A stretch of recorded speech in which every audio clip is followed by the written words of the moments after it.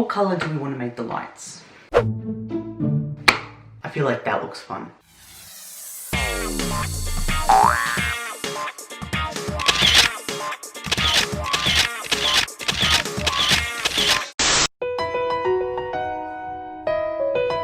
I really feel awkward. I don't know why. I'm not trying to be like quirky and funny, because I'm like that naturally. I'm taking my shoes off. My fake Birkenstocks, they're just getting a bit too much. Not my fault. It seems like yesterday that it was 2019 and I was making this self-tanning video. Can I pull that up real quick, because I forgot what I did. I want to grow up. I have a really sore back and that just made it a lot worse. The dead fly still stuck to the window. Do you think this lady's gonna stare at me when she walks past? She did. Okay, you can stare at me, but your nose is still looking like that. I then spoiled myself and did something I usually don't do. Bought myself something. I know what you're thinking. I buy myself something. Oh no. You're not wrong. It doesn't look as good on me as it would if I was a little bit less thick-boned. That t-shirt, I wore it after this video, but I wasn't lying when I said that it wasn't gonna look nice for me when I was thick-boned. I've lost around 30 kilos since then, and like right after this video, I had tried it on and it did not fit. Like I was doing the fat boy stretch. But I wore it to Christmas this year with this shirt that I got. It was great. It's like full circle moment, because I bought it for myself for Christmas last year and it didn't really fit and I was sad about it, but it fits now. So I guess that's cool. What else did I do in this video?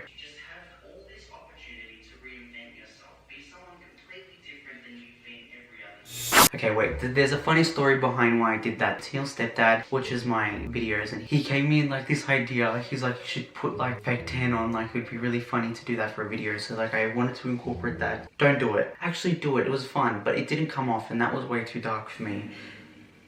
Let me get to the point of this video.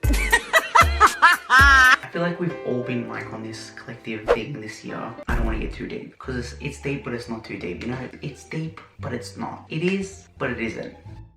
Okay, it's deep. We've all been like on this journey together this year. I don't think anyone was prepared for Cornova. I don't think we ever foresaw how terrible things would soon become. It's been a hard year. It's been this really grey place where we don't know if we're allowed to be happy and we don't know if we're supposed to be like miserable. It's a hard place because everything that you go through kind of doesn't seem as hard in comparison to what the world's going through as a collective. So many people have lost things and it just sucks. It's been a sucky year. I think I just wanted to talk about how this year unfolded for me month by month. Going fast though, because I have a tendency to ramble. Starting off with January. January was hard. Like I was just settling in to a new place. It was like different and uncomfortable. It was a learning experience. I'm grateful for it. I think that's one thing that I also learned this year, gratitude. You have to be grateful for all the good and the bad, because without the bad, you can't appreciate the good. So I started off the year in a pretty dull note. We move on to February. February wasn't bad necessarily, but like I feel like that's when it was getting scary around the world and we were all kind of getting like a bit terrified and we were preparing for the worst, and that's when March shortly came around, and then that's when things were getting serious. I'd lost my job and it was just downhill fast from there. I was putting on weight like no one's business. I was in a really bad place mentally. I didn't feel comfortable where I was. I just wasn't a happy being in general. I didn't like where I was in like who I was being. I didn't feel comfortable with how I was. April came around and I was under the quick realization that I'm no longer a teenager. I'm still 19 at heart. Well, actually, if I could go back to an age, I wouldn't go back. I like where I am now. 20s being good. And then May and June were like this one big blur, and I feel like it was just like this massive whirlwind of emotions. I then found myself back where I was when I was 16. I moved back in with my girlfriend's father, Jeff. I love you, Jeff.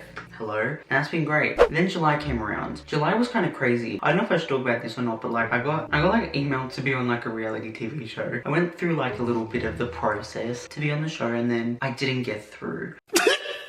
And that kind of threw me into like a little bit of a depressive episode because I was just like being a little bit of a brat about it, and I was not liking the rejection feeling that I was getting. But everything happens for a reason. I strongly believe that. And looking back now, I don't think it would have been conductive for me to have gone on the show anyway. I think that I would have stunted a lot of my personal growth. I'm thankful that I didn't go on. I don't think I was ready to go on. But the fact that I even got asked to audition, like got to the next stages, was cool in itself. And I was so thankful. Well, listen here, brother. August, September, they were just blur months. I was going through it. September was a hard month. Towards the end of the month, it was just another big emotional whirlwind of shit that I was going through my personal life and I didn't know how to deal with or talk about, because like I think that's one thing I always struggled with. So like I don't know how to tell people. So then that kind of started the transformation, the personal development I wanted to grow.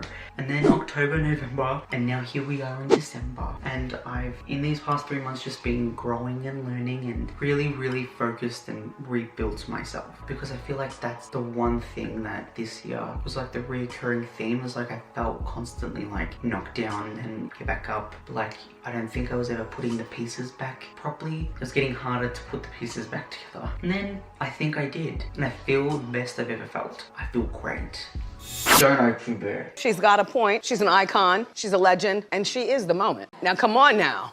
I've compiled like a little montage together, and I've compiled all these clips that really just sum up 2020 for me, from my perspective. I hope you enjoy my little documentary. This is not the Discovery Channel. I mean, it could be, but let's have fun in 2021. Did I just come up with a new catchphrase for 2020?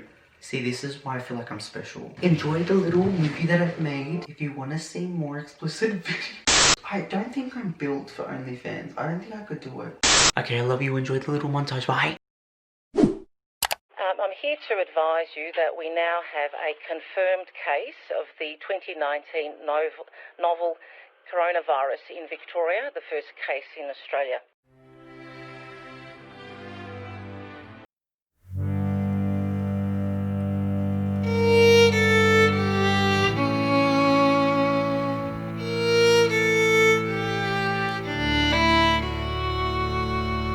Oh, that's really depressing. All the late nights and early mornings will be worth it, because if they're not, I'm going to throw myself out my window. Stop it, darling. Stop it.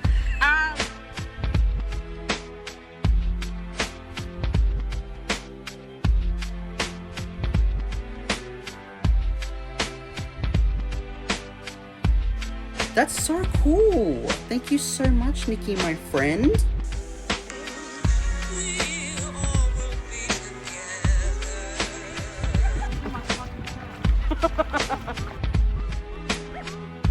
Just imagine me, my 20-year-old self, walking into a class just expecting to spray tan my friends, and then saggy titty Leanne walks in. Ding dong.